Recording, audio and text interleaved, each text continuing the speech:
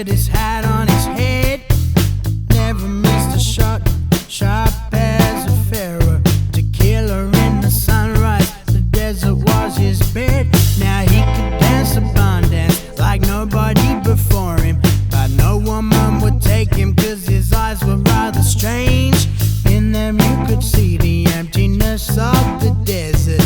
Yellow like a scarecrow, black like a snake. He was a voodoo cowboy, and he had never found a girl to call his own.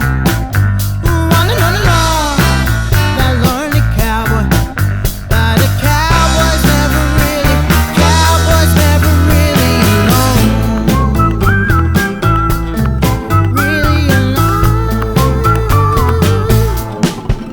He had a horse whose name was Plenty, and they saw things no man or beast should ever see. Out in the redness, out in the empty, where ghosts and spirits walk around like you and me. He met a girl called Annabelle, and she was just the prettiest thing he'd ever seen. Under a lake at the edge of the world, he met a girl walking through the edges of his dreams, because you see he was a voodoo cowboy, and he was following a psychedelic stream. On and on and on, that lonely cowboy. But the cowboys never really deceived. Really deceived.